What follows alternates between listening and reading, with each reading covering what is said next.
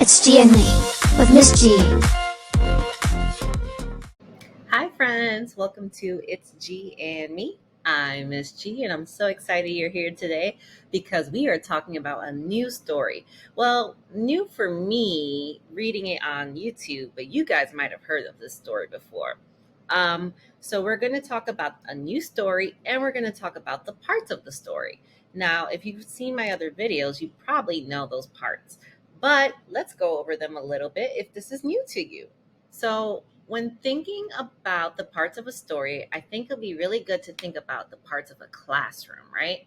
So, in a classroom, there are people, right? And I have a picture in case you haven't been to a classroom yet. That's me teaching my kids.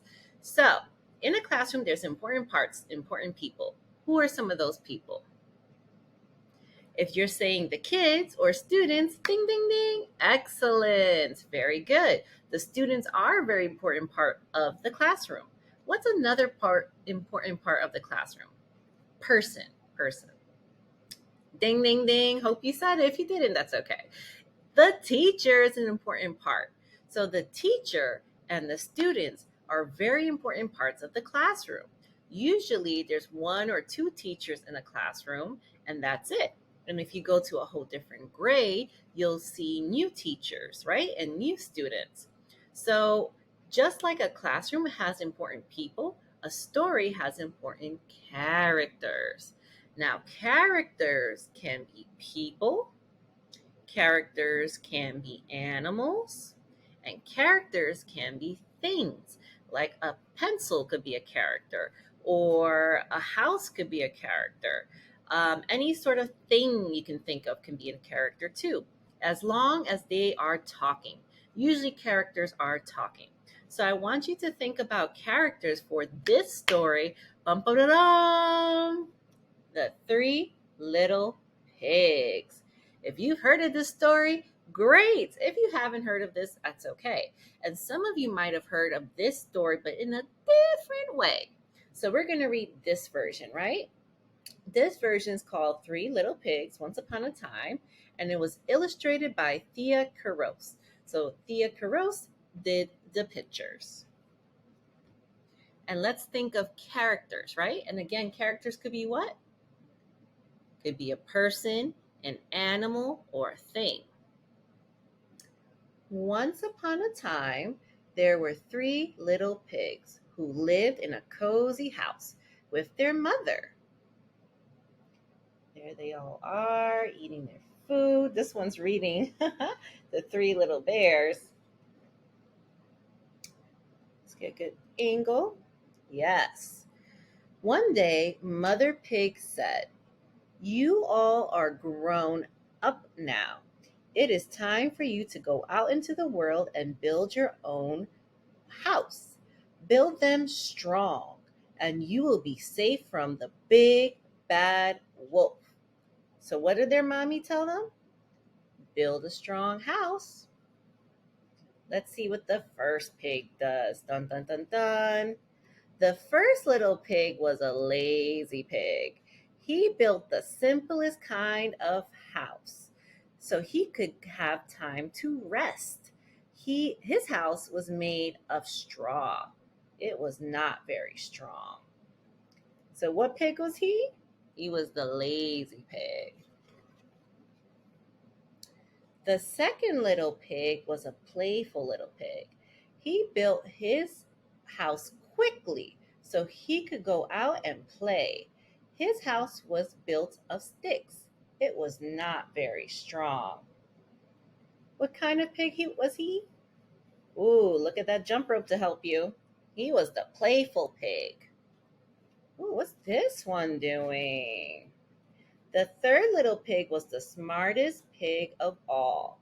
He listened carefully to his mother's advice and built a strong house of bricks.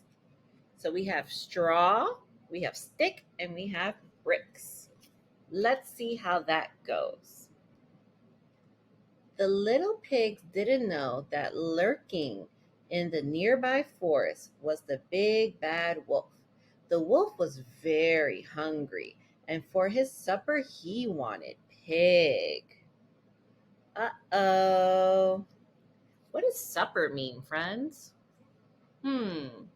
Well, some of us might know this story already. So, supper probably means, since they said he was hungry, probably means food, right? It really means dinner. The big bad wolf knocked on the first little pig's door. Little pig, let me come in. Not by the hair on my chinny chin chin, replied the first little pig. Then I'll huff and I'll puff and I'll blow your house in, growled the wolf.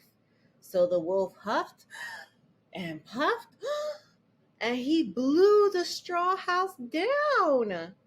The first little pig ran away as fast as his legs could take him. Oh no! Next, the wolf knocked on the second little pig's door. Let's get a little picture. Oh, goodness. Little pig, let me come in, he roared. Not by the hair on my chinny chin chin, said the second little pig. Then I'll huff and I'll puff and I'll blow your house in. Ooh, ooh. So the wolf huffed and puffed and blew the stick house down. The second little pig ran away as fast as his legs could take him. The third pig heard a knock on the door. He was surprised to find his trembling brother standing on the other side. The big bad wolf blew our house down, they cried. Quick, come inside, said their brother. Minutes later, there was another knock on the door. Who do you guys think it is? Oh no! Little pig, let me come in. Not by the hair of my chinny chin chin, said the third little pig. Look at his face, he's ready. Then I'll huff and I'll puff and I'll blow your house in. So he huffed and he puffed and he huffed, and no matter how hard he tried, he could not blow the house down. The big bad wolf was very angry. I'll get you, little piggies, he snarled. He climbed up on the roof and crept toward the chimney. Hearing the wolf, the third little pig was quick to light a fire. The wolf slid down the chimney and was met with hot, crackling flames. Uh-oh. What do you think happened to the wolf? Think he's okay? The wolf's tail was badly scorched. He ran from the house into the woods, howling. The big bad wolf never bothered the three little pigs again.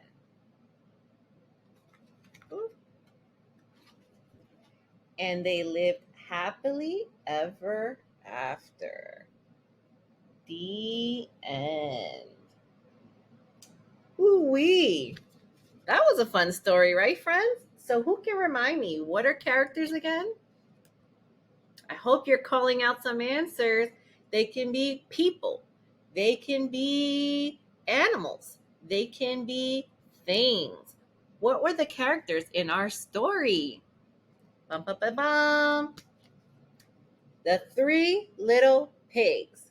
We have the lazy pig, the playful pig, and the smart pig. Why was he smart anyway? I hope you're calling out some answers.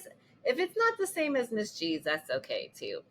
I think he was called the smart pig because he listened to his mommy. His mommy said, hey, You should build a strong house. And he was the only one who listened.